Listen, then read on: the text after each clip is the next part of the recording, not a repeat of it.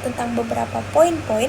Yang pertama itu ada pengenalan sel, yang kedua ada struktur sel, yang ketiga ada jenis dan fungsi organel sel, yang keempat itu ada difusi melalui membran, dan yang kelima yaitu adalah transport aktif melalui membran. Jadi sel itu merupakan unit terkecil yang ada dalam tubuh makhluk hidup, bahkan sekaligus penyusun dalam tubuh makhluk hidup. Lalu sel ini dibagi menjadi dua, ada uniseluler dan multiseluler. Uniseluler ini biasa disebut juga dengan prokaryotik, dan multiseluler biasa disebut juga eukaryotik.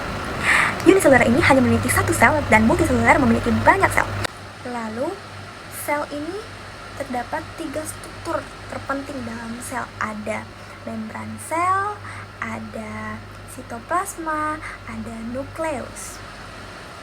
Membran sel ini sendiri sebagai pelindung dalam sel. Sitoplasma itu berupa cairan yang ada di sel itu sebagai pengatur dalam sel. Selanjutnya ada organel sel. Jadi organel sel ini adalah sebuah substruktur dari tubuh kita. Nah, organel sel itu apa-apa aja sih? Jadi, organel sel yang pertama itu ada retikulum endoplasma atau yang biasa kita sebut RE. Retikulum endoplasma ini merupakan membran eksentensif di dalam sel dan merupakan bagian dari sistem endomembran yang terdiri dari tubulus dan kantung yang terbagi menjadi dua, yang kasar dan halus. Yang kasar ini permukaannya ditempeli oleh ribosom dan berfungsi sebagai tempat terjadinya sebuah sintesis protein. Dan yang halus, permukaannya tidak ditempeli oleh ribosom, yang berfungsi sebagai tempat terjadinya sintesis lemak dan metabolisme karbohidrat.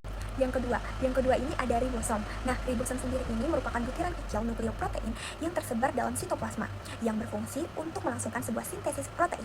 Yang ketiga ada mitokondria. Mitokondria ini memiliki membran dalam dan luar yang berbentuk seperti berkeluk-keluk. Di dalamnya terdapat mitokondria yang berlangsung proses respirasi untuk menghasilkan sebuah energi. Jadi fungsinya itu sebagai penghasil energi. Yang keempat ada badan Golgi atau yang biasa disebut juga aparatus Golgi. Merupakan sebuah kumpulan ruang, gelembung kecil dan kantong kecil yang bertumpuk-tumpuk. Nah, fungsinya sendiri itu memodifikasi protein dari retikulum endoplasma. Yang kelima ada lisosom, kantong kecil yang bermembran tunggal yang mengandung sebuah enzim pencernaan yang berfungsi sebagai mencerna bagian-bagian sel yang rusak atau zat asing yang masuk dalam sel. Serta yang keenam ini ada sentriol atau sentrosom yang berfungsi untuk membentuk silia dan flagella yang diperlukan untuk proses seluler. Yang ketujuh itu ada benang spindel. Benang spindel ini berfungsi untuk menarik sebuah kromosom menuju ke kutub yang berlawanan. Yang kedelapan itu ada mikrotubulus. Mikrotubulus ini melindungi, membentuk, dan serta berperan dalam pembentukan sentriol. Lalu yang ke-9 itu ada mikrofilamen. Mikrofilamen sendiri ini berfungsi sebagai proses pergerakan sel endositosis atau ekositasi. Nah, yang ke-10 ini ada yang namanya peroksisom. Nah, peroksisom ini dia menguraikan peroksida atau toksik menjadi energi dan oksigen. Nah, tahu nggak sih difusi membran itu adalah proses perpindahan suatu zat dari area konsentrasi yang tinggi ke konsentrasi yang lebih rendah.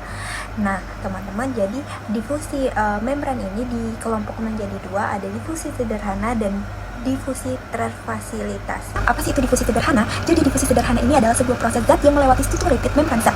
Nah, tahu nggak sih bagaimana proses difusi sederhana ini? Proses difusi sederhana ini dapat terjadi dari ekstraseluler ke intraseluler atau sebaliknya, bisa kita lihat di dalam gambar ini. Nah, jadi struktur lipid dari membran plasma itu dia bersifat nonpolar dan hidrofobik yang melewati lipid dari membran plasma itu. Membran plasma itu merupakan sebuah zat-zat yang nonpolar yang misalnya itu seperti kayak oksigen, karbodioksida. Nah, jadi difusi sederhana ini dia berperan dalam pertukaran sebuah oksigen dan karbodioksida di dalam sel. Nah, yang kedua itu ada difusi terfasilitasi. Tahu nggak sih teman-teman apa itu difusi terfasilitasi? Jadi difusi terfasilitasi ini adalah sebuah proses di mana molekul atau ion yang tidak dapat melewati lipid dalam membran plasma yang bergerak dengan bantuan protein seperti protein transport yang bersifat enzim. Lalu bagaimana prosesnya? Jadi molekul atau ion ini tidak dapat melewati lipid dikarenakan ia bersifat hidrofilik. Difusi ini terjadi melalui dua tahap. Yang pertama kanal protein yang berbentuk seperti pipa yang memungkinkan molekul melewati tanpa memerlukan energi dari konsentrasi tinggi ke rendah. Lalu yang kedua itu ada yang namanya difusi dengan protein. Nah, difusi dengan protein ini yang pasti di mana dia yang pembawa yang menangkap molekul di bagian ekstraseluler, kemudian dia berubah bentuk ke bagian intraseluler. Jadi dia juga nggak membutuhkan yang namanya sebuah ATP dengan perpindahan molekul ini dari konsentrasi tinggi ke rendah.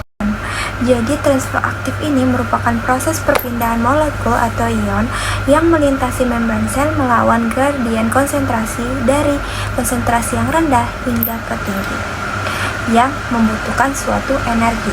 Nah, jenis transport aktif ini dibedakan menjadi dua, ada transport aktif primer dan sekunder.